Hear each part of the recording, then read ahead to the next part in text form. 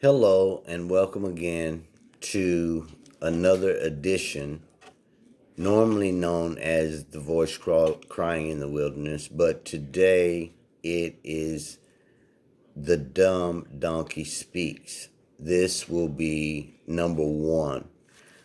Today's subject is The Dumb Donkey Speaks.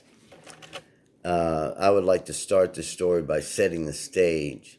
So, after Aaron's death, the brother of Moses, in Israel's travels, we will see that Moses in Numbers 21 vows unto the Lord to utterly destroy the cities of the giants as they pass through the wilderness and through the inhabitants of the lands of the kings of the world at this time. Now, these people who dwelt in the land at this time knew about the Israelites' deliverance and destruction of Egypt, and they were afraid of that they might face the same downfalls. And Israel vowed a vow unto the Lord and said, "If thou wilt deliver these people into our hands, then we will utterly destroy the cities, all the animals, and all the properties, and keep nothing for ourselves. All spoils are to be given unto the Lord." The reason God said all was to be destroyed was that these cities and these people and their practices would entice the Israelites to depart or sway from God. So after the Israelites crossed the Red Sea and approached the fortress of the coast of the Amorites, and Israel sent messengers to Shihon, king of the Amorites, saying, "Let me pass through, and we will not turn into the fields or into the vineyards, and will not drink of the waters of the wells, but we will go along the king's highway until we pass by the borders." And Shihon would not let Israel pass through his borders. But Shihon gathered together all his people and went out and attacked Israel into the wilderness and came to Jahaz and fought against Israel. And Israel smote him with the edge of the sword and all his possessions from the land. And Israel took all these cities and dwelt in the cities of the Amorites as God promised. "I will give you cities that you did not build and vineyards that you did not plant." Israel took the cities of Heshbon, for Heshbon was the city of Shihon, the king of the Amorites, and who fought against the former king of Moab and taken all of his land out of his hand. Thus Israel dwelt in the land of the Amorites, and Moses went up to spy out or to secretly search out Jazir. Now, if I'm not mistaken, this is a misspelling of the word Jasher from the book of Jasher. If you read or listen to this non-canonized book, you will find a more detailed story. Like I say, this is only a fragment of the story in Numbers 21 and 22. So check out the book of Jasher 84 through 91, and you will see this whole story if you are seeking the truth or the whole story. So Moses sent spies to search out Jashir, and they took the villages thereof and drove out the Amorites, the giants in which were there. And they turned and went up by the way of Bashan. And Og, the king of Bashan, went out against them. This same Og is mentioned in Revelation as Og and Magog, come against the Lord or to try to. So the king of Bashan went out against them, he and all of his people, to battle them. And the Lord said unto Moses, fear him not, for I have delivered him in victory into thy hands, and all of his people, and his land, and thou shalt do to him as thou didst unto Sihon, the king of the Amorites, which dwelt in Heshbon. So they smote and defeated him and all his sons and all his people, until there was none left to him alive, and they possessed the land.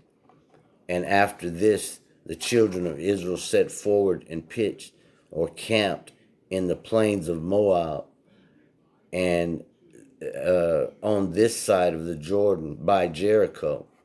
And Balak, the son of Zippor, saw that Israel had saw what Israel had done to the Amorites, and Moab was exceedingly afraid of the Israelite people, because they were many, and Moab was distressed and sick with dread because of the children of Israel. And Moab said unto the elders of Midian, now shall this company lick or consume all that are around about us, as the ox licketh up the grass of the field. And Balak the son of Zippor was king of the Moabites at that time. And he sent therefore unto Balaam the son of Beor to Pethor, which is by the river of the land of the children of his people, to call him, saying, behold, there is a people come out from Egypt. Behold, they cover the face of the earth, and they abide over against me. Cometh now, therefore, I pray thee, for me this people, for they are too mighty for me. For if you will, I might prevail, that we might smite them, and I might drive them out of the land. For I know that he whom thou blessest is blessed, and he whom thou cursest is cursed. Now let us look at who Balaam was. In Hebrew, his name means devourer of the people. Balaam is portrayed in a positive light, or as a saint of God who is out of the will of God. But as you will see, Balaam is going to be seen in a very different light.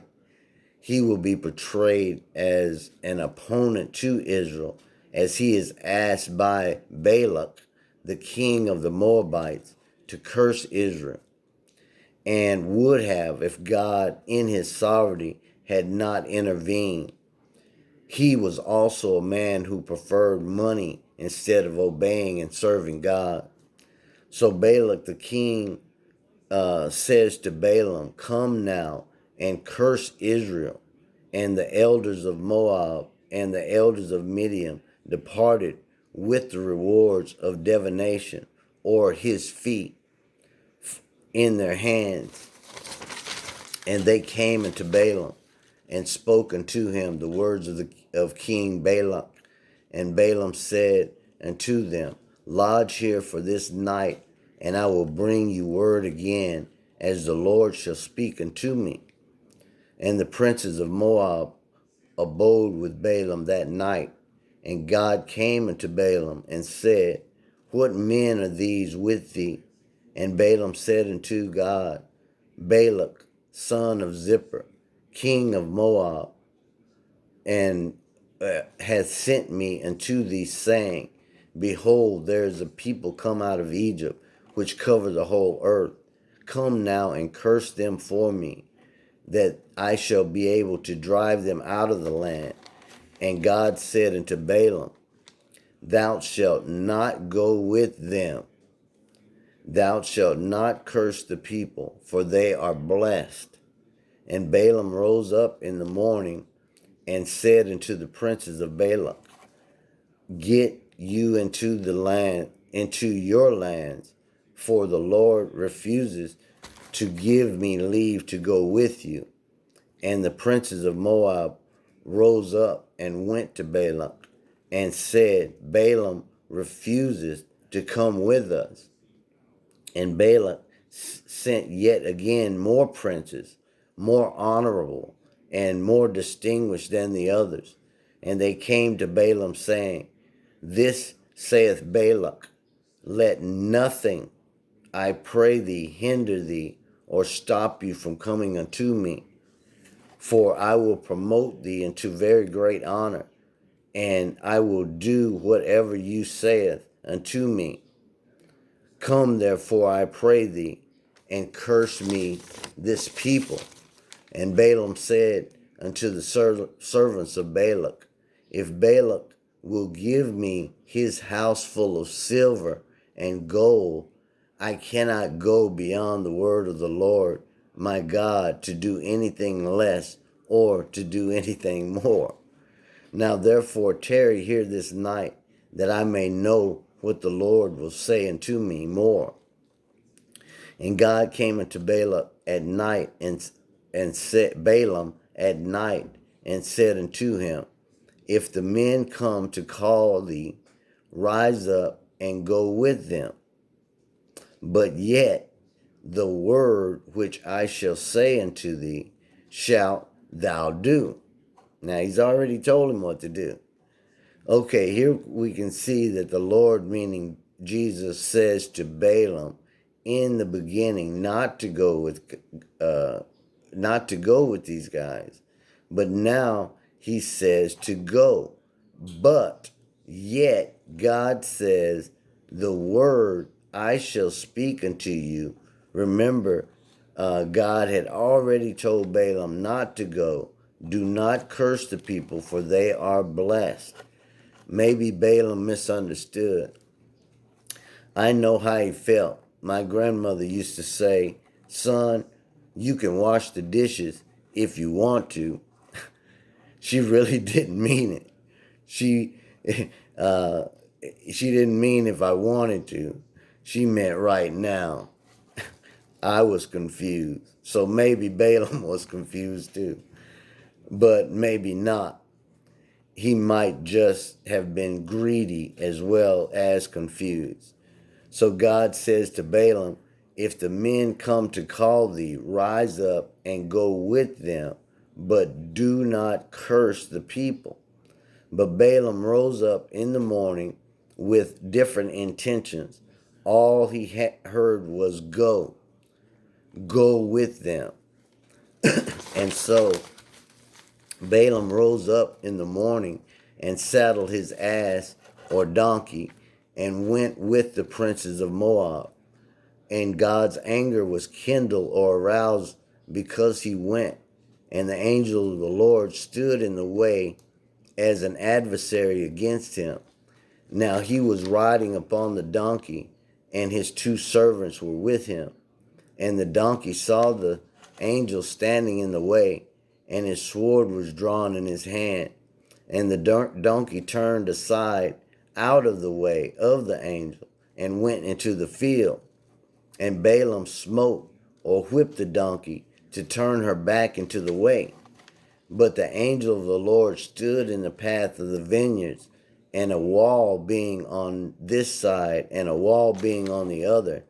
And when the donkey saw the angel of the Lord, she fell down to the ground under Balaam.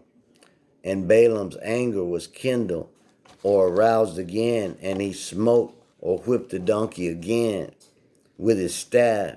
And the Lord opened the donkey's mouth, and she said unto Balaam, Can't you see this angel? No. The angel said, What have I done unto thee, that thou hast smitten me these 3 times? And Balaam said unto the donkey, Because thou hast mocked me and disobeyed me and abused or hurt me. The donkey also thrust herself against the wall and crushed Balaam's foot against the wall. And he smote her and whipped her again. And the angel went further and stood in a narrow place where there was no way to turn to the left or the right. And when the donkey saw this, that's when she had fell down.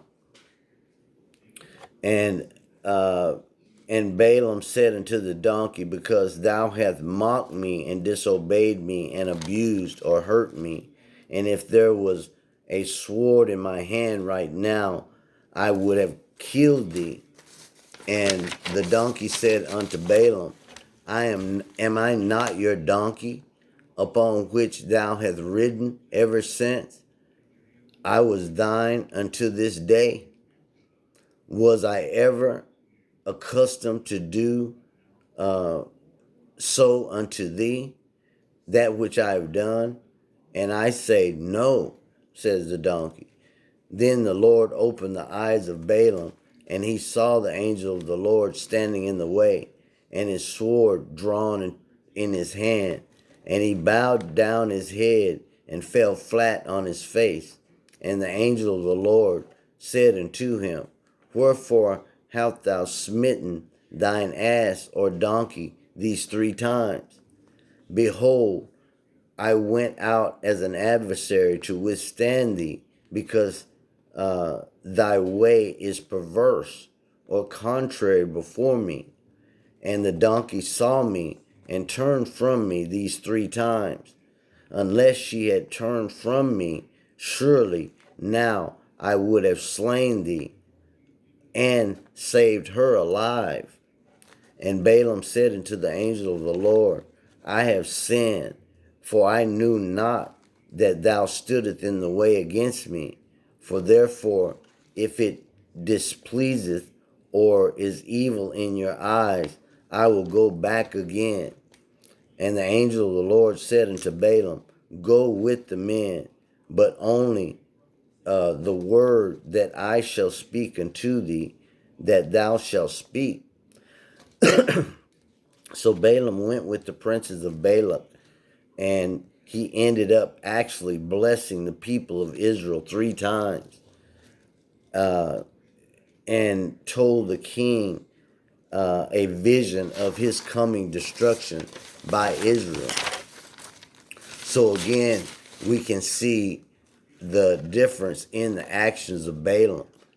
In 2 Peter 21 through 2 Peter 2, 1 through 15, Balaam is in the context of the phrase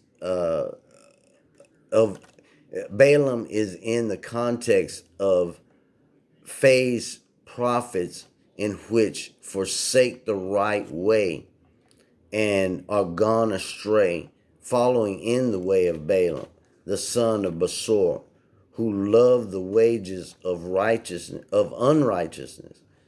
Jude describes the error of Balaam, thinking that he might be able to curse those who God had not cursed, to connect it with the rewards of those who crept in unaware, or ungodly men. Revelations 2:14 refers to the doctrine of Balaam. After the former encounter with Israel, he then counseled the women of Baal Peor to invite the men of Israel to their religious orgies, and to eat things sacrificed unto idols, and to commit fornication. He did this for no pay, and he was killed by the Israelites. The conduct of the donkey was a foreseeing of just as Balaam drove his donkey until it was cut off by the angel of the Lord, so Balak would push Balaam to curse Israel until he was stopped by God in this encounter. The fact that God talked through the donkey shows God's ability to declare his word, not only through a holy man, but through anyone that he chooses to be his spokesman, even a dumb donkey. Thank you.